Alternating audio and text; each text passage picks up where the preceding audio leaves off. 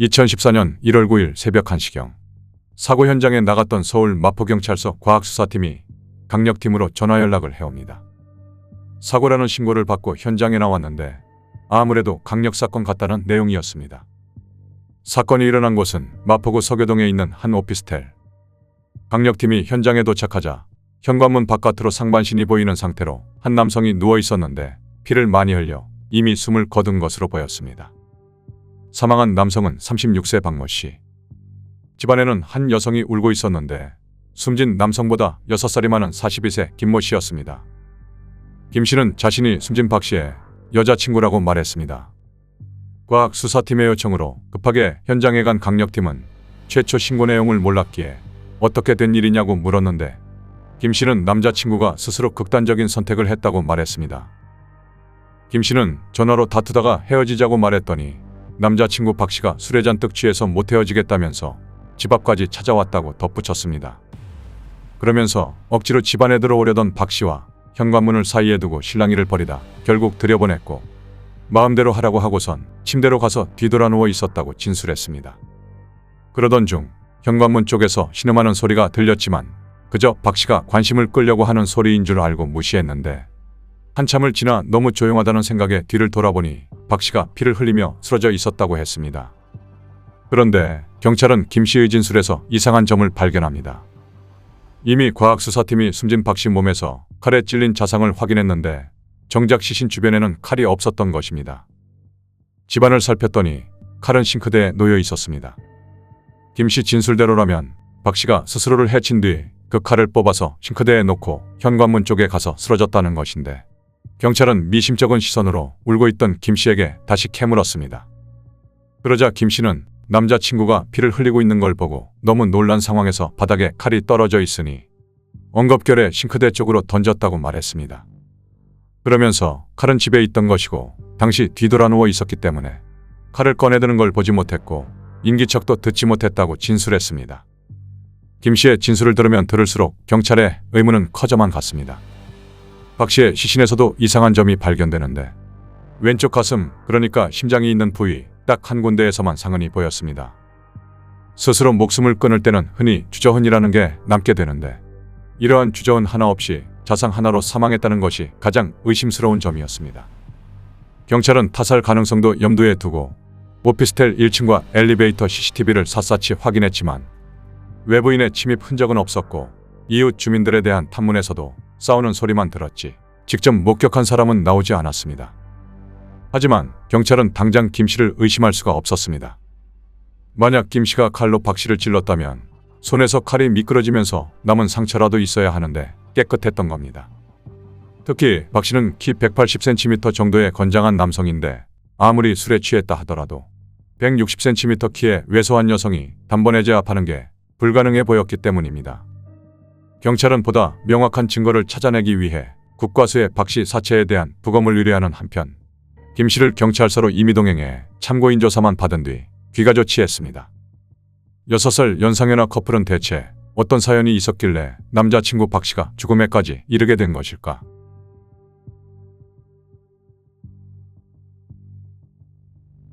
두 사람이 처음 만난 것은 사건 발생 2년 전인 2012년. 당시 노래방 도우미로 일하고 있던 김 씨는 손님으로 온 박 씨를 만나게 됩니다. 제가 자꾸 추궁을 하니까 노래방에서 만났다고 하더라고요. 박 씨는 첫눈에 김 씨가 마음에 들었고 종종 김 씨가 일하는 노래방을 찾아 자신의 과거 고충을 털어놓으며 친분을 쌓기 시작했습니다. 당시 박 씨는 이미 아내와 3살짜리 딸이 있는 유부남이었습니다. 박 씨는 김 씨에게 지금 아내와 이혼 소송 중이라면서 잦은 부부싸움으로 아내가 딸을 데리고 가출했다고 털어놨습니다. 오빠랑 세연이는 처음 결혼할 때부터 사이가 조금 안 좋았어요. 세연이도 집을 나갔다 들어왔다 계속 그런 상황이었고. 김 씨는 힘들어하는 박 씨를 위로했고 그렇게 깊은 사이가 된 두 사람은 만난 지 2달 만에 김 씨 집에 살림을 차렸습니다. 본처와 이혼도 하기 전에 살림을 차린 것은 곧 이혼할 것이라는 김 씨의 말을 철석같이 믿었기 때문입니다. 두 사람이 살림을 차린 것은 박 씨 부모님도 알지 못했습니다. 밤에 늦게 나가면 새벽에도 들어오고 밤에 나갔다가 그 밤으로도 들어오고 그걸 조금 이상했어요. 하지만 금방이라도 이혼할 것 같던 박 씨는 계속 미루기만 했습니다. 2014년 1월 9일 저녁, 만난 지 2년가량이 지나면서 두 사람은 박 씨의 이혼 문제로 싸우는 일이 잦아졌습니다. 나가서 지금 여기 바로 앞부분에서 주먹으로 가슴을 치고 막 실갱이를 하고 있더라고요. 이때 화가 난 김 씨는 박 씨에게 헤어지자고 말한 뒤 자신이 사는 오피스텔로 돌아가게 됩니다. 경찰은 사망 신고가 들어온 그 시각 김 씨가 어떤 상태였는지 파악하기 위해 119 센터의 신고 기록을 확인했습니다. 그랬더니 김 씨는 최초 신고 당시 남자친구와 장난을 치다가 칼로 찔러버렸다고 말했습니다. 이 같은 최초 신고 내용은 출동 당시 김 씨가 경찰에게 진술한 내용과는 완전히 달랐습니다. 경찰은 앞뒤가 맞지 않는 김 씨의 진술에 의심을 갖게 됐지만 부검 결과가 모호하게 나와 김 씨를 가해자로 단정할 수 없었습니다. 부검 결과 박 씨의 사인은 흉기가 심장에 4분의 3가량을 관통하면서 생긴 과다출혈이었는데 상흔의 위치나 모양이 스스로 흉기를 찌를 때에도 가능한 것이었습니다. 이렇게 경찰 수사가 한 걸음 더 앞으로 나가지 못하고 있던 때 김 씨가 박 씨를 살해했다는 의심이 곧 확신으로 바뀌는 일이 발생합니다. 그동안 경찰의 연락에 꼬박꼬박 답을 하던 김 씨가 동생과 절에 다녀오겠다는 문자를 남기고는 종적을 감춰버린 것입니다. 경찰은 갑자기 사라져버린 김 씨의 행적을 쫓기 시작했습니다. 경찰은 김 씨의 전화 위치 추적을 계속하고 있었는데 김 씨가 갑자기 핸드폰 전원을 꺼버렸습니다. 이에 수상함을 느낀 경찰은 김 씨의 은행 기록을 뒤졌는데 통장에 있던 예금을 모두 인출하고 현금 서비스까지 받은 것으로 드러났습니다. 경찰이 김 씨의 오피스텔을 갔더니 급히 빠져나갔는지 짐은 모두 그대로 놔둔 상태였고 김 씨의 동생한테도 연락했지만 예상대로 핸드폰은 꺼져 있었습니다. 경찰은 즉시 김 씨의 부모님이 살고 있는 집을 찾아갔는데 김 씨 부모님은 갑자기 찾아온 경찰에게 되려 딸들의 소식을 물었습니다. 알고 보니 20살 무렵 자매가 동시에 집을 나간 이후로 20년이 지나도록 본 적도 연락한 적도 없었던 것입니다.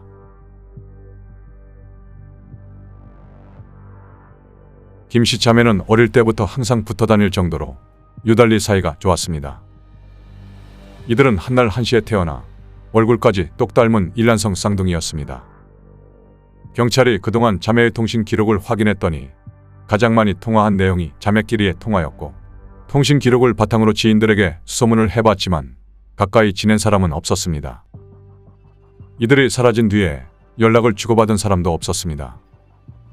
당시 자매 이름으로 된 통신과 신용카드, 의료보험 등 생활 반응을 확인할 수 있는 기록은 모두 뒤졌지만 아무것도 찾을 수가 없었습니다. 그렇게 사건 발생 2달 정도가 지났는데 자매의 핸드폰이 요금 미납으로 인해서 완전히 해지됐다는 통보를 받게 됩니다. 자매의 행방이 전혀 드러나지 않으면서 이대로 사건이 영구미제로 가는 게 아니냐는 불안감이 수사진을 엄습했습니다. 사건 발생 1년이 지난 2015년 1월 자매가 언젠가는 핸드폰이 필요해서 개통할 것이라 보고 수시로 이들 명의의 핸드폰 개통 여부를 확인하던 경찰에 반가운 소식이 들려왔습니다. 자매의 동생 이름으로 핸드폰을 개통한 게 확인된 것입니다. 통신 기록으로 자매의 위치가 파악될 걸로 기대했지만 핸드폰은 개통한 지 3일 만에 해지된 것으로 확인됐습니다. 경찰은 핸드폰을 개통한 위치가 대전이라는 것을 확인하고는 해당 대리점을 찾아 CCTV를 살폈는데 화면상으로는 자매 가운데 언니인지 동생인지 알 수가 없었습니다. 계약서 사본에 적힌 집 주소와 비상연락처는 모두 허위로 작성한 것이었습니다. 경찰은 대리점 직원들에게 수상한 점은 없었는지 물었는데 한 직원은 기존에 사용하던 공기계가 있다면서 현금으로 유심칩만 사서 갔는데 3일 후에 와서는 유심칩을 환불하고는 사용한 금액을 현금으로 내고 갔다고 말했습니다. 경찰은 김 씨가 요금 고지서를 받을 주소를 허위로 작성해 둔 것이 나중에 탄로날까봐 핸드폰으로 급한 일만 처리하고 환불받은 것으로 추정했습니다. 이에 사용 내역을 확인했더니 전화통화 3건, 문자 1건이 나왔는데 통화했던 상대방 전화번호가 대포폰 번호여서 분석하는 데 시간이 걸렸습니다. 하지만 문자는 도시가스 요금 고지서를 등록하면서 인증받은 기록이었는데 도시가스 요금을 냈다면 자매에게 주거지가 생겼음을 짐작할 수 있었습니다. 그렇다면 TV나 인터넷도 가입했을 가능성이 높다고 보고 각 회사에 이들 자매의 가입 여부를 확인해 줄 것을 요청했는데 동생의 이름으로 유선방송을 연결한 사실이 드러났습니다. 도시가스하고 유선방송을 이제 동생 명의로 가입 신청을 한 것이 저희한테 계속 소치하는 중에 이제 포착이 된 거죠.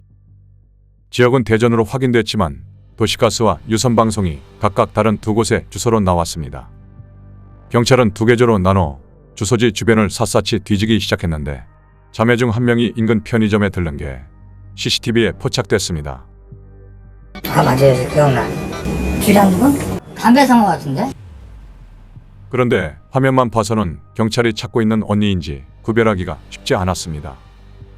이 때문에 무작정 체포에 나섰다가는 김 씨가 도주할 우려가 있어 경찰은 고민을 거듭했습니다. 그러던 중 결정적인 증거가 드러납니다. 동생 이름으로 3일 동안 개통했던 핸드폰으로 통화한 상대 대포폰의 통화 기록까지 모두 분석했더니 눈에 띄는 전화번호가 확인된 것입니다. 대전에 있는 성형외과였습니다. 경찰은 곧바로 쌍둥이 사진을 들고 해당 성형외과로 달려갔습니다. 쌍둥이 사진을 본 원장은 바로 알아봤고 원장은 자매 모두 성형수술을 받았는데 한 사람 명의로 해달라고 해서 골치가 아팠다고 말했습니다.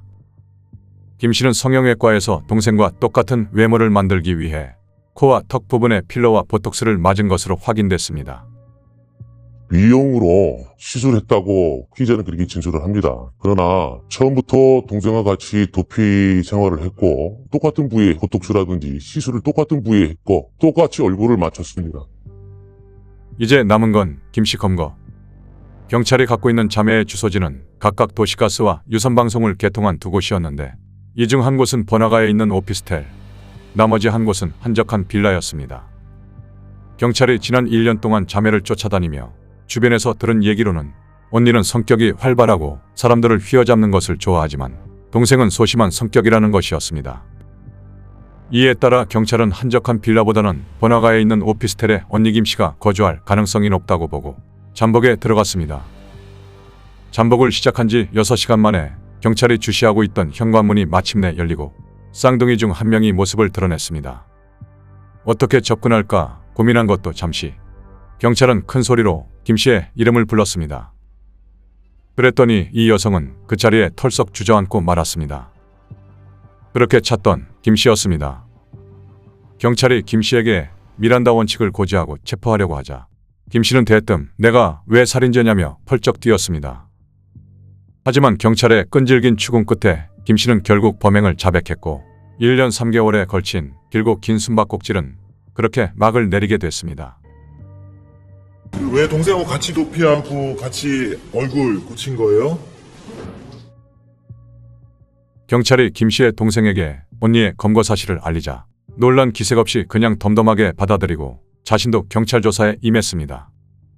동생은 언니의 범행 사실을 모두 알고 있었고 언니의 범행 사실을 숨기기 위해서 도왔다고 자백했습니다.